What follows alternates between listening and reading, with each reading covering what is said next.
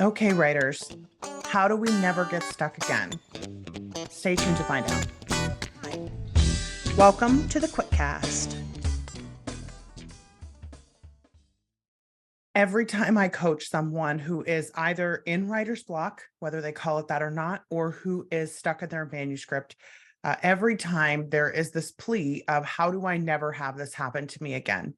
And a lot of us who are intuitive, especially, have come into this practice of regular writing without really knowing what it is that we're doing on an execution level. So if you are an intuitive person specifically, know that I'm going to talk to you in just a second. But the first thing I want to say, the most common thing that people do, of course, in order to not get stuck anymore is to outline. And if that is the type of writer that you are, there are so many programs out there to help you.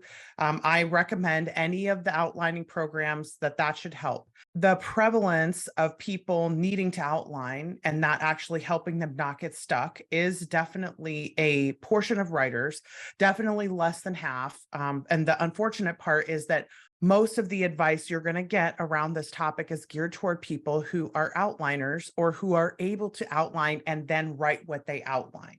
So the big question that you're going to use to determine whether or not you should do that is the actual question of whether you are able to write what you outline or not. And some of us know that we aren't because we've had experience with it in the past. And some of us know that we can because we've had experience. And so we should then do that more in order to not get stuck. It is more helpful to outline. But if you are not one of those people who can write an outline and then write what you outline, you need to hear this. You need to know that there's nothing broken about you. There's nothing wrong with you. You don't need to change how you write. In fact, there's a lot of evidence, and by evidence, I mean people who are selling at the top of their career who write like this, who write in this exact process, many of whom, if not all, but I only can't say all because I don't know all of them, but many of whom who have tried to do the outlining in order to help them get better at not getting stuck. And so the reason I wanted to do this quick cast today, this episode, which is going to be very short, because I'm going to give you the silver bullet to never being frustrated again with being stuck. Are you ready? The silver bullet, if you are not an outliner, because if you are, then do that, right? Like that has definitely worked for, like I said, less than 50% of writers. If I had to put a percentage on it, I would say somewhere under 40. But if you are a person who's helped by that, then do that. If you are not, here is your silver bullet. You're not going to like this. You have to start seeing being stuck as beneficial and not as a slowdown in your progress. Why? Because being stuck is not antithetical to the outcome that you want. The only thing that being stuck is antithetical to is completing the book quickly.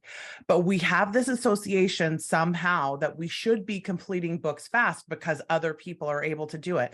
And I don't know how many times I say it on this exact podcast, but I'm going to say it again.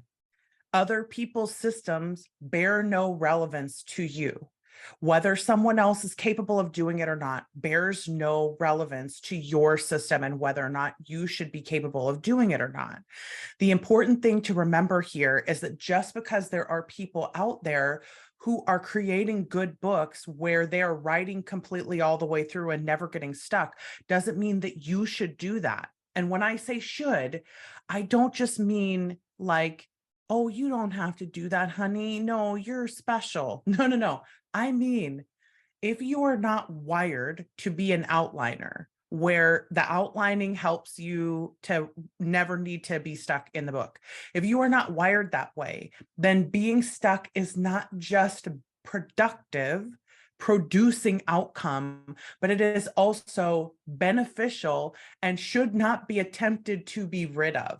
I want us to see this being stuck not just as, oh boy, this awful thing that happens to me, aren't I horrible? Aren't I a bad writer? No, the being stuck is so often the thing that makes the book better because I stopped doing what I had been doing or what I had planned to do, and I want to do it in a better way. Or I've realized that my plan was not aligned correctly, and I want the plan to be more aligned. So I change it going forward, or I come up with a better idea, or I come up with a better twist, or whatever it is. This idea that somehow the most righteous version of writing is the version that doesn't include any getting stuck needs to be killed a very fiery inferno of a death. Because the bottom line is that so many of us have personalities that are actually wired for us to write better books if we are getting stuck in our books, and then just accepting the fact that we're stuck like it's part of the process, and then moving along out of that part of the process into other parts of the process. Every single mile that we travel on this road is a necessary mile. So here's what I want you to do. We're going to talk again about a similar topic next week, but here's what I want you to do. I want you to imagine the last book that you outlined where it did not work out for you and you got stuck and you changed things and then you did it differently. Imagine if you had written that version of the book that wasn't the better version of the book, the version that was less aligned, that was less compelling, that was less interesting, that was less complex, whatever it is that you made. This thing that you produced is not just you, like there's part of this that is, yes, this is my version of storytelling, but also that I'm making it better by getting stuck and then getting myself unstuck. So the silver bullet in this case, and this is, some of us are going to resist this because we just have fully bought into the worship of productivity that this industry and this culture provides for us. And that is the antithesis sometimes of good storytelling. It is often the antithesis of actual beneficial outcome when it comes to people being engaged in the story, right? So the problem that I have when we talk about being stuck as though it's a problem is that being stuck provides some of the best fodder in stories of any other process that we could possibly use. Equally as good, if not better than outlining. I only say better than because a higher majority of the population does it, gets stuck and needs to get unstuck.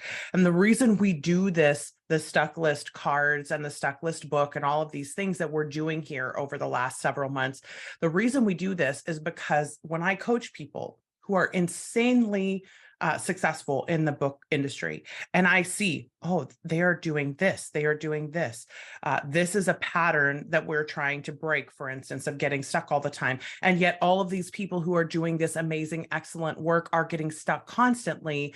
And also that stuckness is productive for them. It's producing a more creative outcome. We need to start seeing being stuck as a beneficial part of the process of writing rather than not. So if you're looking for the silver bullet and you're here at the end because you were told there would be a silver bullet, and you know Becca always buries a lead, then if you are looking for the silver bullet, I'm going to tell you one more time. The silver bullet to never being frustrated with being stuck again is to see being stuck as a beneficial part of the process of creativity, to see being stuck as something that's leading you to a better version of the book or a better version of the story or a better version of yourself as a writer, and that there is no version of you writing that is going to not include being stuck, and that that's a good thing. So the goal then is to eliminate the friction. We don't want to eliminate the stuckness. We want to eliminate the friction. It's why we do the stuck list cards, because if we can do something that will give us the outcome that we need in the moment and move us to the solution that our brain is trying to provide for us as quickly as possible, then we have the ability to get through those stuck places more effectively rather than efficiently. Efficiency is the enemy of creativity. And if we have not learned that yet, not for everyone, but for the majority of writers, efficiency is the enemy of creativity. And if we have not learned that yet, then we need to embrace the mess and embrace the stuck and learn how to do things that don't look like a machine produced it. We are not going to be able to effectively play the human game. And once again, the key to the future future is going to be the human game. And I know we've talked about that in previous episodes. We're going to talk about it again. I just wanted to do this episode because we're trying to keep talking about being stuck and provide as many resources and opportunities as we can for people to hear about this as possible before our book, The Author Stuck List, comes out. And so I want to just remind you again, you don't have to buy anything. You can make the stuck list on your own. The goal is to try to find everything that has gotten you unstuck in the past and prioritize them into an order that you keep by your desk so that when you do get stuck, instead of being frustrated with being stuck, you immediately think, oh, let's do this, that it becomes more like another ingredient into this pie that we're baking, rather than trying to think that it somehow is a sign that we're doing something wrong. Being stuck is not a sign you're doing something wrong. Okay. If you haven't joined our newsletter in the past, if you have questions about this, please make sure to join the Dear Becca newsletter. I write letters to writers every week, and I answer coaching questions either that have come up on the Quitcast or things that have been submitted to us. And you are welcome to submit something if you have a question, even if what you'd like to do is yell at me because you don't want to be stuck anymore. That's totally fine. But please make sure that you join the newsletter if you have further questions, or ask them below, and I will do my best to get to answering them. So thank you so much, everyone, for being here, and I will see you next week on the Quitcast. Bye.